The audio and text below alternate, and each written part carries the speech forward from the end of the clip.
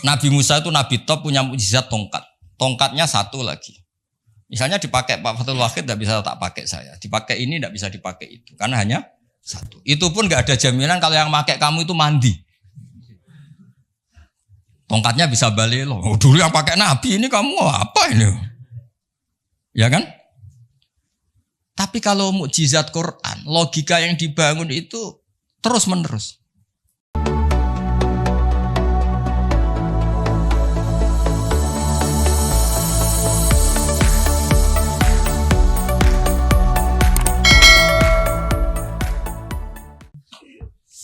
Begini logikanya, misalnya gini, Nabi Musa itu nabi top punya mukjizat tongkat. Tongkatnya satu lagi. Misalnya dipakai Pak Fathul Wahid tidak bisa tak pakai saya. Dipakai ini tidak bisa dipakai itu. Karena hanya satu. Itu pun nggak ada jaminan kalau yang pakai kamu itu mandi. Tongkatnya bisa balik loh. Oh, dulu yang pakai Nabi ini kamu apa ini? Ya kan? Tapi kalau mukjizat Quran, logika yang dibangun itu terus menerus. Misalnya begini, saya nyontohkan pekerjaan dan saya ini dengerin betul. Allah itu ketika ngeritik sesuatu yang tidak nyata disebut batil. Batil itu beda dengan maksiat. Maksiat itu perilaku sosial yang salah. Tapi kalau batil itu sesuatu yang nggak nyata, apa? Misalnya gini, orang nyembah makhluk, nyembah Namrud atau Fir'aun. Mentuhankan Fir'aun itu sesuatu yang nggak nyata. Yang benar Fir'aun itu manusia bisa mati dan nyatanya mati. Berhala Lata Uzza itu patung. Patung itu Tuhan apa batu? Batu. Quran bilang gini, Qul ja'al haqqu wa ma yubdi'ul batilu wa ma yu'id. Hak itu nyata dan batil itu tidak pernah memulai dirinya. Yubdi'u itu memulai dari kata bada'a. Bada'a ya beda'u ikut wazan af'ala jadi abda'a yubdi'u. Kebatilan itu tidak bisa memulai dirinya sendiri. Pernah enggak 1 tambah 1 8? Enggak pernah kan? Nah, sekarang begini, kemudian Islam yang datang dengan tauhid bahwa sesuatu dimulai dari angka 1. Terus misalnya dilawan, enggak lah. Yang pertama itu angka 2, yang pertama itu angka 3, yang pertama angka 4. Nyari pasarnya enggak bisa, pasar akal sehat enggak bisa. Sesuatu kok dimulai dari 4, dari 3, dari 2 itu nyarinya enggak ketemu apa? Karena barang batil atau tidak hak itu enggak pernah nyata. Makanya saya pernah ketika diminta Pak Arsoyo tausiah lah. Saya di Badan Wakaf saya pernah cerita. Imam Amudi itu guru matematika. Ketika beliau meninggal, murid-muridnya janggal. Ini guru saya masuk surga enggak karena guru matematika. Kayak kamu janggal ini Pak Rektor ini masuk surga enggak karena penggawean itu jedasinan celananan. Tapi ternyata semua itu demi apa? Islam. Ternyata Imam Amudi pas di alam roh itu, kamu enggak harus percaya cerita ini, bisa aja kamu enggak percaya. Enggak penting maknanya, enggak penting ceritanya, enggak penting. Tapi sama Allah sama siapa takbirnya? Ya Amudi istadilla bi wahdaniyati bi khadrati mal. Istadilla ala wahdaniyati bi khadrati malaikat. Karena malaikat itu udah komplain. Ternyata malaikat yang komplain kita itu banyak. Malaikat ini ada di beberapa hadis. Ya Allah, apa ada orang yang imannya itu ngalahkan kita? Jawabnya Allah, ada manusia. Allah udah bilang ustadz manusia. Manusia mukmin ya kamu termasuk. Kok bisa ya? Malaikat selalu tanya, kok bisa? Kalau kita iman kan langsung melihat surga, neraka, aras. Jadi kalau kartu iman kita pasti lebih valid karena menyaksikan langsung. Manusia kan enggak. Di dunia kan macam-macam. Ada dangdutan, ada macam-macam. Tapi ternyata imannya enggak tergoyahkan. Ternyata apa? Logika yang dibangun Imam Amudi itu. Coba kamu terangkan kenapa manusia yang di dunia seiman itu kalau saya ini satu. Jawab Imam Amudi gampang, beliau nulis angka setelah 2, 3 sampai 1 miliar 1 triliun nisbatu dzalika ilal wahid nisbatul far'i ilal asl. Angka itu 2 1 miliar 1 triliun dibandingkan angka 1 semuanya tetap cabang, yang pokok itu 1. Keyakinan itu kan gak terbantahkan oleh Anda dan gak bisa digoyang kan. Mbok kon urip melarat baulet tetap nak tauhid itu harga mati. Ya enggak. Akhirnya malaikat manduk-manduk. Cara Jawa mandek imannya manusia gak tergoyahkan karena logikanya pakem. Bahwa angka 2, 3 ila mala nihayatallah sampai tidak terbatas. Nisbatu dzalika ilal wahid nisbatul far'i ilal asl. Kemudian setelah itu Imam Mahmudi gambar Pak Arsul. Gambar sekenanya aja, bisa gambar gedung, gambar rumah, gambar mobil. Gambar apapun juga dimulai dari min nuqtah wahidah, dari satu titik. Gambar itu baik, besar, elek, apik, tetap dimulai dari satu titik. Nah, makanya Quran dimulai dari Bismillah, sebagai isyarat semuanya dimulai dari nuqtatil wujud, yaitu Allah Subhanahu wa ta'ala. Nah, mukjizat ini yang dimiliki umatnya Rasulullah sallallahu alaihi wasallam. Misalnya kita bela Nabi itu poligami atau orang-orang soleh poligami, belanya gampang karena pakai rasional. Ngurmat orang satu apa? Ngurmat perempuan satu hukumnya apa? Baik kan? Ngurmat yang baik loh, maksudnya bukan ngurmat dok. Ngurmat perempuan satu yang baik hukumnya apa? Baik. Kalau dua lebih baik, logika loh, udah usah dipraktekkan. Ini kan cerita orang baik, bukan cerita kamu, bukan. Orang baik ngurmat perempuan satu baik. Jadi apa? Baik. Ngurmat dua. Nah, sekarang tinggal waliannya. Kamu satu saja kamu terlantarkan orang satu dosa, orang dua lebih dosa. Itu kan. Jadi meskipun Anda tidak berani poligami, membela bahwa kenapa sih nabi-nabi dulu poligami, gampang logik ya gitu. Tapi harus kamu praktekkan. Kamu orang baik gitu maksud saya. Tapi untuk membela secara rasional tuh gampang. Ya, orang baik ngerawat orang satu baik, ngerawat orang dua dah ya. Sekarang yang kamu menerantarkan orang satu dosa, dua lebih dosa. Jelas ya. Jadi makanya agama ini dibela sama Allah dengan status liqaumi yaqilun, liqaumi yatafakkarun. Gak usah pertunjukan kayak mujizat tadi, intinya agama ini tidak perlu pertunjukan Nabi Muhammad terus ngomong. Nah kalau gitu kasihan kiai-kiai yang sekarang. Misalnya, saya percaya kalau kamu ketua DPI asal bisa terbang ke Mekah, ya repot kalau. Saya percaya kamu rektor Universitas Islam asal bisa Gunung Semeru kamu pindah, Merapi kamu taklukkan, wah ya repot kalau ukurannya gitu-gitu terus ya. Cukup ukurannya pakai hukum sosial. Hukum sosial itu biye alladzina yunfikuna fis-sarra wa dharra. Ketika kita longgar ya mudah sedekah, ketika susah pun mudah sedekah. Rumus yang kedua apa? Termasuk wal kadhiminal ghaidh. Coba sistem sosial itu yang menyelamatkan itu satu, wal kadhiminal ghaidh. Kalau emosi itu dikendalikan.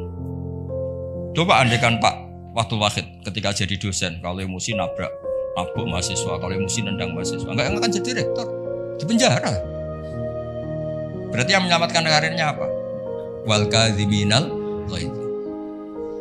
Sebagian hadis tentang apa? La taghdab faradadamira dan faqala. Pak Arso juga sama, ini kan beliau dulu ketika sekedar dosen dan nampari mahasiswa, enggak akan pernah jadi rektor, udah di penjara. Saya jadi kiai meskipun kata orang banyak salim terus nuabuk ikon langsung gagal jadi kiai. Artinya apa? Rumus sosial Quran dimulai yang penting kumpul sosial itu dermawan, yunfikuna fis-sarra wa dharra. Terus hukum sosial lagi wal kadhiminal ghaidh. Kalau kecewa itu mudah memaafkan, bisa nyimpen wal afina. Coba semua tidak perceraian ya barokahnya wal afin mudah memaafkan. Kalau semua orang mungkin yang enggak penting-penting masalah semua kan satu Indonesia. Aslinya gini, Islam tuh ngatur peradaban tuh logis aja loh.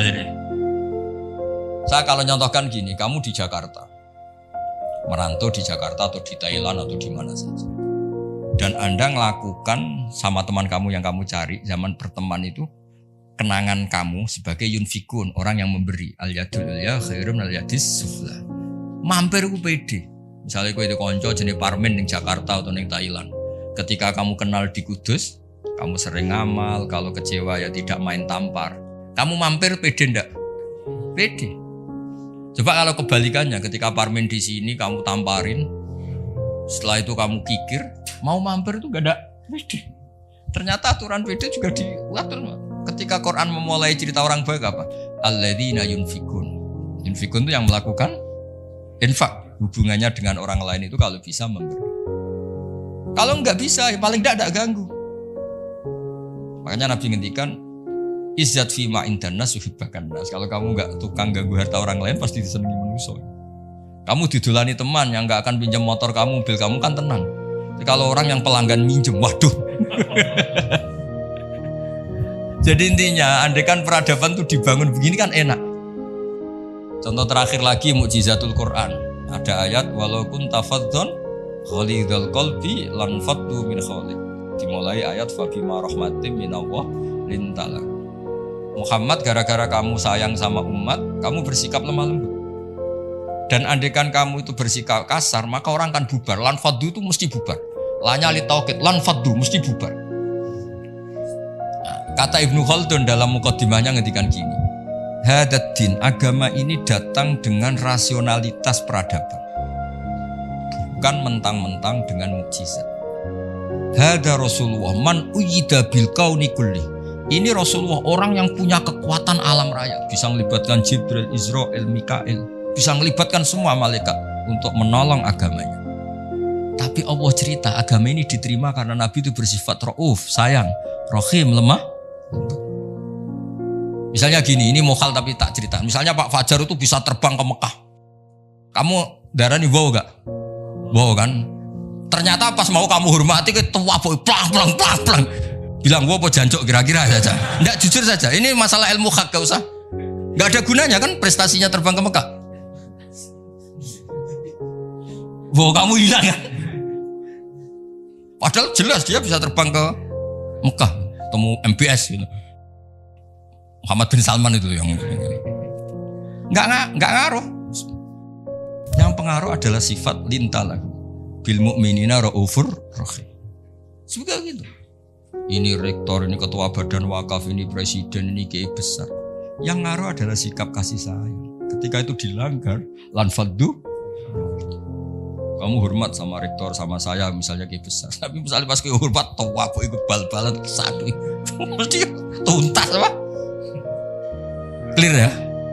Maksudnya gini Warso, ya mukjizat itu yang Nyon Sewu ditawarkan Rasulullah, yang diwasiatkan, yang disuruh pakai pegangan ini loh Quran. Pegang sebagai peradaban, sebagai akidah, sebagai perilaku. Nah, makanya mukjizat Quran mustamirah karena peradaban ini nggak terkalahkan. Mustamir. Tapi kalau peradaban kok tongkat gitu lah kan terus repot sih. Dipakai apa? Dibilang gak mukjizat ini milik Nabi Musa, pas kita pakai ternyata gak mandi karena pemakainya kita. Jadi kalau mukjizat Quran kan jelas. Ilmu logikanya ketika Tuhan Esa kena kan tadi. Angka 23 dibanding angka 1 adalah nisbatul far'i ilal asli. Angka peradabannya kena. Poin peradaban kena hubungan dengan orang lain al yadul ulya khairun minal yadis sufla. Jelas ya? Termasuk hubungan dengan istri. Allah tuh bayangkan hubungan dengan istri itu tidak baik-baik saja, itu punya Quran. Di Warsa itu Quran itu bayangkan hubungan dengan istri itu tidak baik-baik saja. Wa ashiruhunna bil ma'ruf. Itu urusannya orang fa'in ahbabtumuhunna, fa'in karihtumuhunna. Karena Allah itu saking pinternya. Namanya kumpul itu mesti ada masalah. Makanya bayang kalau ada masalah dan kamu sedang gak suka, Mbok yo mikir hal yang kadang kamu gak suka itu hikmahnya besar. Jadi Quran tuh membangun peradaban dengan segala asumsi. Asumsinya adalah yang tidak kita inginkan. Fa'in kari tumuh. Makanya kita dilatih senam otak. Wa asa an tuhibbu syai'an padahal wa huwa syarrul lakum. Waliannya juga wa asa an takrahu syai'an wa huwa khairul lakum. Kita tidak pernah tahu. Dan itu akhirnya itu yang menyelamatkan kita. Coba yang menyelamatkan kamu apa? Berpikir positif kan? Dan itu aturannya Quran. Satu pernah baca kitab. Dan itu kebetulan ada orang minta nasihat saya habis baca kitab itu. Dia ketika kaya raya jabat temannya banyak. Ketika miskin jadi buruh temannya tidak ada yang main. Dia ngeluh, orang munafik semua. Ketika saya jatuh gak ada yang kesini. Dan dia sudah jadi buruh bikin bata itu, bikin batu bata itu. Terus tak bilang, malah bagus gitu. Kalau teman-teman kamu datang, kamu ditonton pas dibentak-bentak majikan, malah kamu malu tuh. Jadi Allah bikin kultur itu bagus. Kalau miskin jatuh gak ada yang main. Kalau main kamu malah jadi tontonan. Wih ya Gus, baru tertawa-tawa. Jadi di balik yang kamu tidak suka itu ada kebaikan. Makanya Imam Syafi'i saya sering cerita di mana. Imam Syafi'i itu ada orang ketemu beliau cium tangan hormat, setelah di luar maki-maki. Sapi gini. Terus ada yang lapor. Orang yang tadi cium tangan engkau, yang hormat engkau di luar maki-maki kamu. Imam Syafi'i tertawa-tawa. Loh kamu diceritain ini ketawa. Baguslah berarti sapi bawah. Di depan saya tidak berani. Dianggap pendek saja Pak. Maksudnya ini ijazah ke rektor. Kalau ada yang di luar kok nggak cocok, depan saya nggak berani, di bawah saya. Saya gunakan. Jadi kadang dianggap pendek saja Pak. Terus diceritain lagi, ini separuh kampung kamu itu gak suka sama kamu. Jadi Imam Syafi'i, bagus lah, yang gak suka itu pasti gak pernah utang itu, gak pinjem-pinjem itu. Yang masalah itu yang suka. Orang kalau gak suka kan gengsi, mau pinjem, mau ngutang. Artinya dianggap hikmahnya itu. Jadi sesuatu yang kamu kadang gak suka itu hikmahnya besar. Misalnya kamu punya istri merengut ngamuan, bagus itu. Nak guya-guya mbek wong lanang liya pusing juga kamu kan. Ya intinya itu apa ngajari kita senamo dakwasa untuk ibu syai'au wa syarrul lakum. Kadang wa asa antakru syai'au wa khairul lakum. Terus kita berkesimpulan gimana? Wa ya'lamu wa antum la ta'lamun. Sudahlah kita sebagai manusia yang lemah berkesimpulan yang tahu itu apa, kita tahu apa? Kita tahu apa. Nah, hal-hal gini yang menjadikan Quran itu abadi. Ya, ini sebelum asar tak bacakan takbir lagi ini di kitab Itqan. Ini lebih bagus, lebih ekstrim. Itu tadi kitab Fathul Bari yang barusan tak baca Pak Fajar. Kalau ini dari kitab Al-Itqan. Itqan itu spesialis tentang ulumul Quran. Ini kalau mau Pak Arso ya. Wa aksaru mu'jizati hadhil ummah aqliyatun li farati dzakaihim wa kamali afhamihim. Wali anna hadis syari'ata lamma kanat baqiyatan ala sofahatid dahri ila yaumil qiyamah khussat bil mu'jizah al-aqliyah al-baqiyah. Jadi agama ini karena akan dipakai sampai kiamat, maka agama ini harus logis. Karena ini yang bisa menyelamatkan. Misalnya gini logis. Ketika saya hubungan dengan Pak Fathul Wahid baik-baik saja karena hubungannya saling manfaat. Dan Islam mengharamkan madharati ke orang lain, merusak orang lain, merusak sarana umum. Dan itu yang menyelamatkan peradaban adalah Allah gak suka perilaku apa? Merusak. Kita di mana-mana kan baik-baik saja kalau kita tidak merusak hanya orang lain. Terus Allah cerita lagi, wa yuhibbul muhsinin misalnya, inna wa yuhibbul muhsinin. Kita hidup di mana saja kalau kita ihsan pasti baik-baik saja. Gak usah pakai mukjizat tongkatnya Nabi Musa tuh, mentang-mentung go tongkat ngalor ngidul, pakai akek Sulaiman misalnya, gak usah. Yang menyelamatkan kita itu peradaban yang dibangun Allah Subhanahu wa ta'ala. Ayo cari-cari foto Amit Pak. Nah ini mulai itu.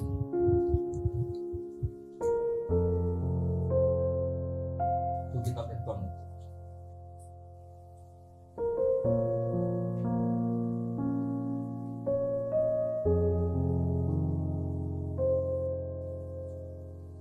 Ya, jadi kalimatnya itu ya kalimat di kitab Itqan ini jelas khussat bil mu'jizah al-aqliyah.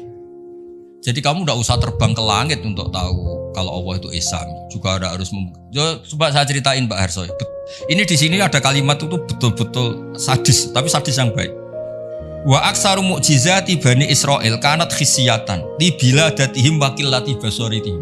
Dasar bodoh, mukjizat agak wow, gak ngandel. Misalnya contoh barang gini.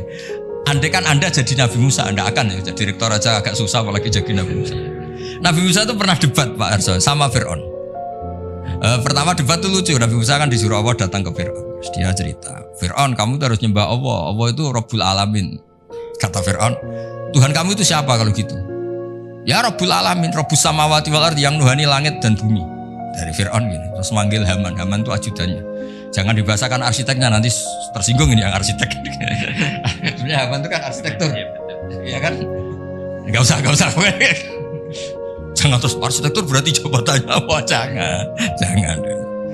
Ya, ini arsitektur yang Islami. Kata Fir'aun. Ini contoh bahwa akal dengan dasar itu menang akal. Akal dengan dasar itu menang akal. Kata Fir'aun gini. Saya jalan-jalan kemana-mana setahu saya yang dituhankan saya. Karena dia pakai contoh fisik. Fisyah itu fisik yang bisa diindra. Ma'alim tulakum min ilahin huiri. Saya jalan kemana-mana ternyata yang jadi Tuhan itu saya. Nah terus akhirnya Nabi Musa bilang Tuhanku yang menguasai langit. Loh, Fir'aun malah kurang ajar lagi Pak Arsoyo. Haman sini. Ibnili sorkhan. Ya Haman ibnili sorkhan la'ali abluhul asbab as-samawati fa'attali'a ila ilahi Musa. Haman, saya bikinkan piramida yang tinggi, saya mau ngintip Tuhannya Musa. Padahal Nabi Musa tahu, meskipun diintip juga gak kelihatan kan. Jadi Nabi Musa, saya saja gak pernah lihat, apalagi kamu. Nah itu kan masalah kalau betul sudah bikin piramida.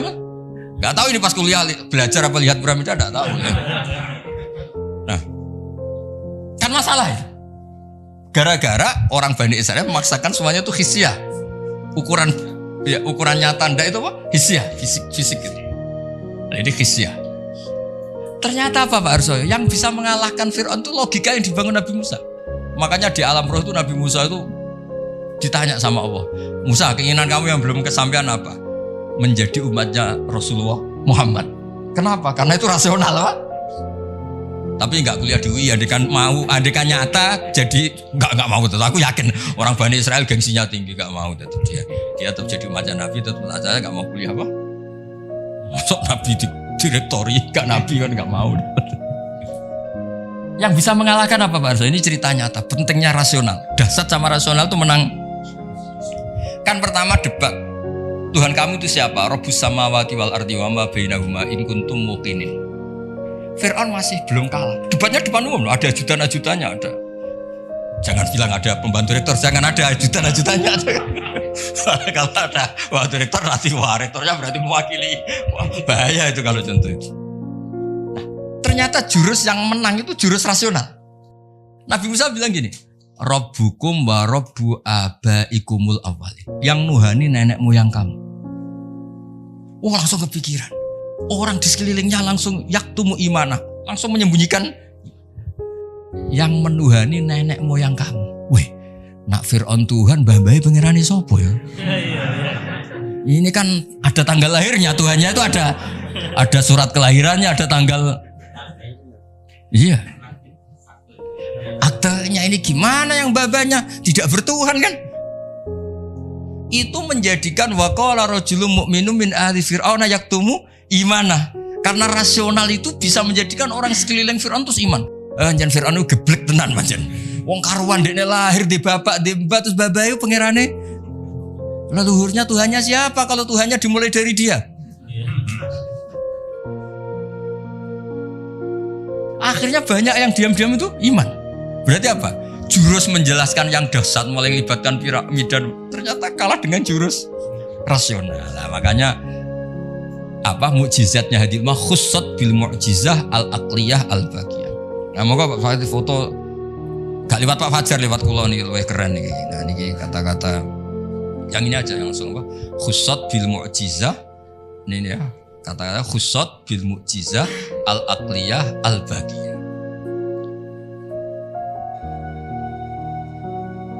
Dah. Nah, ya lengkap. Ini kitabnya kitab-kitab judulnya di foto ini Fathul Bari sama.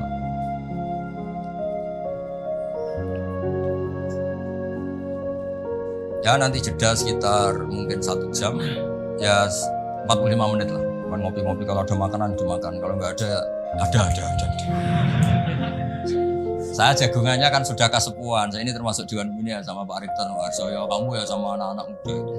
Lah Pak Fajar ini Benahuma bisa ke sana. Benahuma itu kalau di Quran la ilaha illa wa la ilaha illa. Tahu itu jenis apa itu?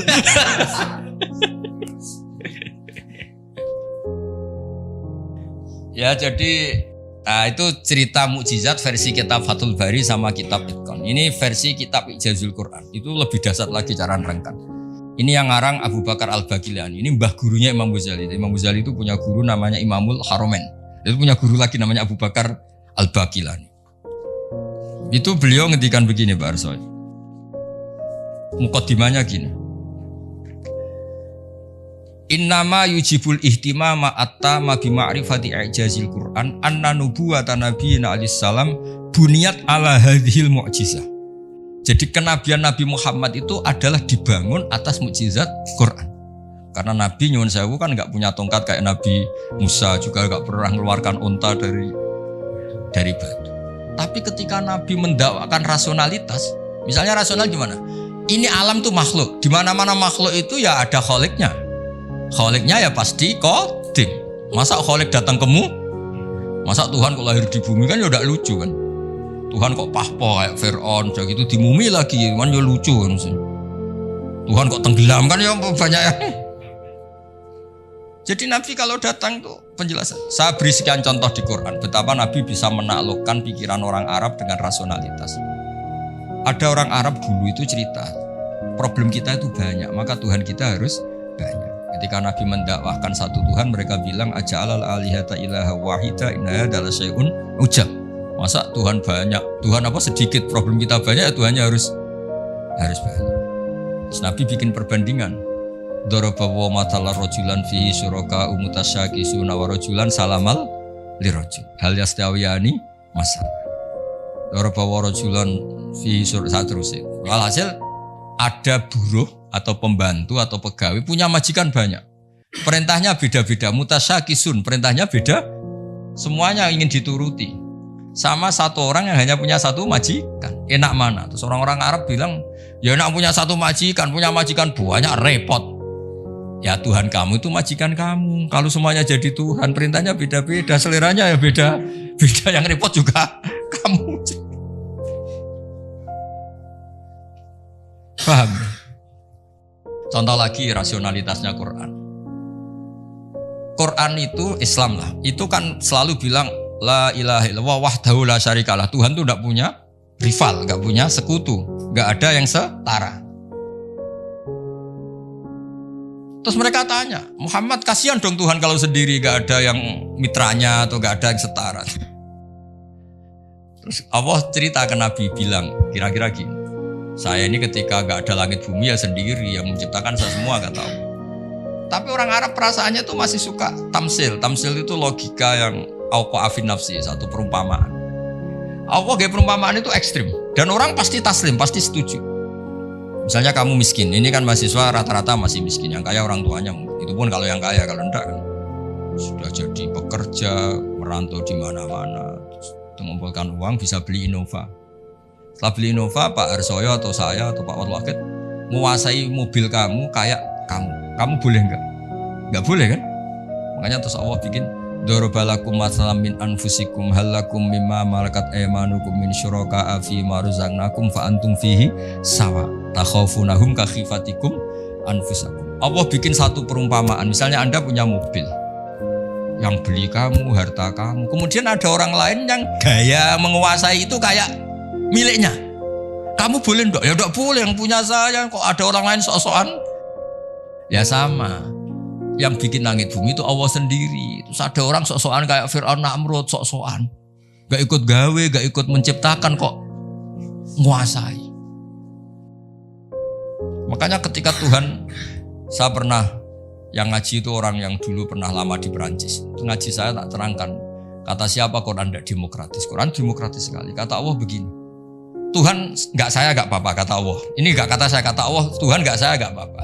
Tapi yang kamu katakan Tuhan itu, aruni madza khalaqu minal ardi hadza khalqullah fa aruni madza khalaqal ladzina min duni. Ini saya Tuhan yang bisa menciptakan langit bumi. Kalau kamu ngaku Tuhan, bikin bumi tandingan. Ngaku Tuhan kok pakai bumi saya, kata Allah. Ngaku Tuhan kok pakai bumi. Bikin sendiri. Sebagian ayat aruni madza khalaqu minal ardi am lahum syirkun fis samawat. Kalau ngaku Tuhan, mbok ya pas saya bikin langit itu sudah ada dia, terus bikin langit tandingan, bikin bumi. Ini enggak bisa apa-apa kok. Lah ya, agama ini dibersamai Quran, dibarengi Quran yang ngawal iman kita ila yaumil qiyamah. Makanya tadi khussat bil mu'jizah al aqliyah. Jadi tidak pakai hissiyah tapi bil mu'jizat al aqliyah. Ya kira-kira gitu. Doanya nanti habis ini asar sholat. Yang mau jamak tadi sudah jamak. Yang mau ngopi-ngopi terus nanti ngaji hadis. Ya yang di buku itu ngaji hadis nanti. Ini sebuah syarah itu ya, mungkin sekata dua kata sekapursil dari Pak Haji.